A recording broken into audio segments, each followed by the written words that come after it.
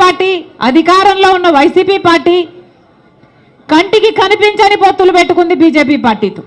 YCP మాత్రం బీజేపీకి అసలు ఎవరికి కనిపించకుండానే తెర వెనకాలనే పొత్తులు పెట్టుకొని ఆంధ్ర రాష్ట్ర ప్రజలను మోసం చేసిందన్న మాట అవాస్తవం కాదు. ప్రతిపక్ష నాయకుడిగా జగనన్న గారు ఎన్నిసార్లు ప్రతిరోజు ప్రత్యేక హోదా గురించి మాట్లాడారు. ప్రతిపక్ష నాయకునిగా చంద్రబాబు గారు ముఖ్యమంత్రిగా ఉండగా ప్రతిపక్ష నాయకుడిగా జగనన్న గారు ఎన్నో నిరాహార దీక్షలు చేశాడు స్పెషల్ స్టేటస్ కోసం. ఆ రోజు జగనన్న గారు అన్న మాట, మూకుమ్మడిగా అందరు ఎంపీలు రాజీనామా చేద్దాం, అప్పుడు బీజేపీ పార్టీ ఎలా స్పెషల్ స్టేటస్ ఇవ్వదో చూద్దాం అన్నారు. ఆ తర్వాత ఎన్నికలు వస్తే స్పెషల్ స్టేటసే నినాదంగా తీసుకొని జగనన్న గారు మొత్తం ఎంపీలను నాకు ఇవ్వండి, నా ఎంపీలను గెలిపించండి, నా ప్రభుత్వాన్ని తీసుకురండి, కేంద్రంలో స్పెషల్ స్టేటస్ ఎలా రాదో చూద్దాము, కేంద్రం మెడలు వంచైనా సరే స్పెషల్ స్టేటస్ తీసుకొస్తామన్న మాట అవాస్తవమా? తీరా అధికారం లేకొచ్చినాక ఒక్కటంటే ఒక్కటైనా నిజమైన ఉద్యమం చేశాడా జగనన్న గారు? ఒక్కసారంటే ఒక్కసారైనా బీజేపీని నిలదీయడం కాదు కదా, కనీసం మాట వరుసకైనా స్పెషల్ స్టేటస్ ఏదండి అని ఒక్కసారైనా అడిగిన పాపాన పోలేదు. అసలు స్పెషల్ స్టేటస్ మనకు లేదు కదా, ఇప్పుడు స్పెషల్ ప్యాకేజీ కూడా లేదు. ఏమొచ్చింది విశాఖపట్నంకి? విశాఖపట్నం స్పెషల్ రైల్వే జోన్ చేస్తామన్నారు, ఇచ్చారా? ఉత్తరాంధ్రకు స్పెషల్ ప్యాకేజ్ అన్నారు, ఇచ్చారా? శుభ్రంగా ఉన్న ఉక్కు ఫ్యాక్టరీ, వైజాగ్ స్టీల్ ఫ్యాక్టరీ, అసలు వైజాగ్కే తలమానికం, అలాంటి దాన్ని తీసుకెళ్లి ఇప్పుడు సర్వనాశనం చేస్తున్నారు.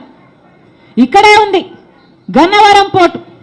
రాజశేఖర రెడ్డి గారు ఉన్నప్పుడు గన్నవరం పోర్టు ప్రభుత్వానికి కూడా ఒక స్టేక్ ఉండాలి అని చెప్పి రాజశేఖర రెడ్డి గారి ఆలోచన చేస్తే 30 ఏళ్ల తర్వాత మళ్ళీ గన్నవరం పోర్టు ప్రభుత్వం చేతుల్లోకి రావాలి అని రాజశేఖర రెడ్డి గారి దాన్ని అలా డిజైన్ చేస్తే ఇప్పటికే 15 సంవత్సరాలు అయిపోయింది.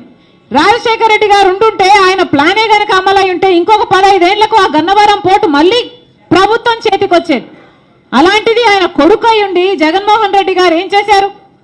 కేవలం 600 కోట్ల రూపాయలకు అదానికి మొత్తానికి అంటగట్టేశారు కదా గన్నవరం పోర్టు. ఇప్పుడు ప్రభుత్వానికి ఏ స్టేకు లేదు, ప్రభుత్వం చేతికి ఎప్పటికీ రాదు, పూర్తిగా అప్పనంగా అప్పగించేశారు.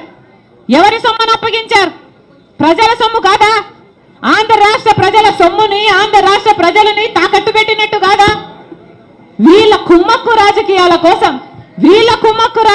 కోసం ఆంధ్ర రాష్ట్ర ప్రజలను తాకట్టు పెట్టారు. ఇది వాస్తవం వాస్తవం వాస్తవం.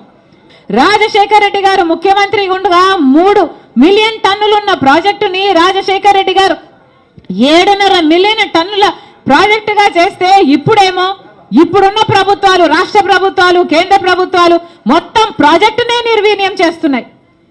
కనీసం లాభాలు రాకుండా, కనీసం ఆ ఉన్న వాళ్ళకి కనీసం ఈ భూములు మిగులుతాయని కానీ, కంపెనీ మిగులుతుందని కానీ భరోసా ఈరోజు లేదు అంటే అది కేంద్ర రాష్ట్ర ప్రభుత్వాల వైఫల్యాలు కాదా? కాంగ్రెస్ పార్టీ అధికారం లేకొచ్చిన రోజున రాహుల్ గాంధీ గారు మొట్టమొదటి వాగ్దానం, మొట్టమొదటి సంతకం ప్రత్యేక హోదా మీద ఫైల్ మీదనే పెడతానన్నా. అందుకే మరొక్కసారి కాంగ్రెస్ పార్టీలో ఉన్న కార్యకర్తలందరూ, నాయకులందరూ ఈరోజు సైనికులుగా పనిచేయాల్సిన అవసరం ఉంది. అప్పుడు చూద్దాం ఎందుకు కాంగ్రెస్ పార్టీ అధికారంలోకి రాదో, అప్పుడు చూద్దాం ఎందుకు మనకు స్పెషల్ స్టేటస్ రాదు. ఈ ఎన్నికల కోసం ఇంతగా పని చేయడానికి, ఎంత దూరమైనా పని చేయడానికి నేను రెడీ. మీరు రెడీయా? మీరు రెడీయా? అసలు ఏ పార్టీ, ఆ పార్టీకి ఉన్నటువంటి స్ట్రెంగ్త్ ఏంటి, అసలు లేని పార్టీకి ఒక కొత్త అధ్యక్షులు ఏంటి, అసలు ఆ పార్టీ గురించి ఈ రాష్ట్రంలో ఎవరైనా మాట్లాడుకుంటున్నారా?